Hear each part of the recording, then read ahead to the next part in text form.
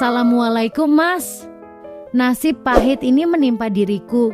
Setiap malam aku berdoa seandainya masih ada jodoh untuk diriku, aku akan berbakti dan menyerahkan hidupku untuk suamiku.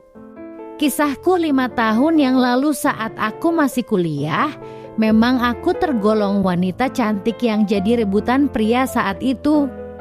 Ada 2 pria yang mendekatiku, sebut saja nama samarannya Aldo.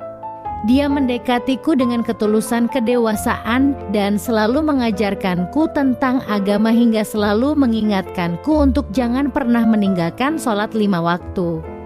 Namun dia berasal dari keluarga sederhana.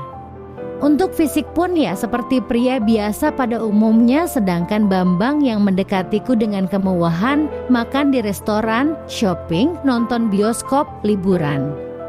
Bambang memang menyenangkan secara fisik pun memang wow karena dia rajin fitness. Hingga suatu hari aku terjebak pada pilihan antara Aldo dan si Bambang.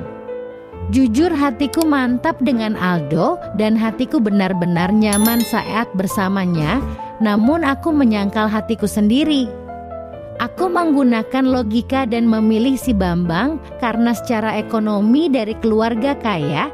Dan aku berpikiran keluargaku pun akan ikut menjadi kaya. Hingga pernikahan pun kami berlangsung, kami juga bahagia.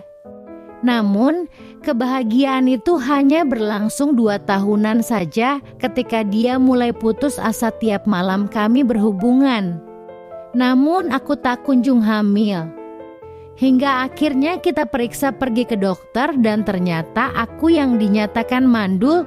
Suamiku sangat kecewa dan tidak menyangka aku yang berparas cantik dan normal ternyata mandul.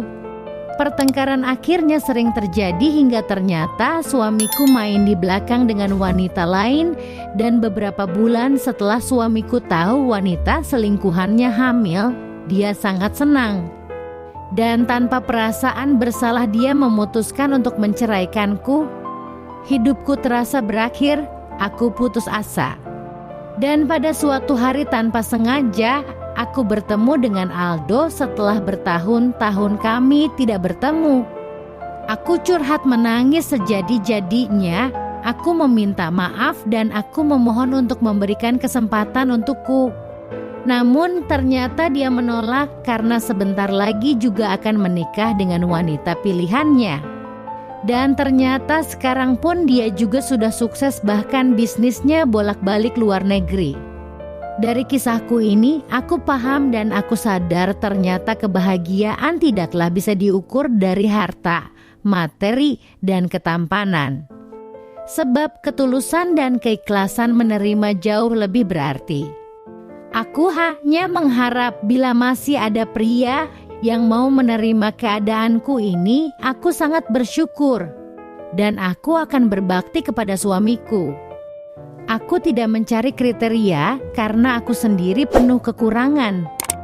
Aku divonis mandul dan aku tidak tahu apakah masih ada pria yang mau menerimaku.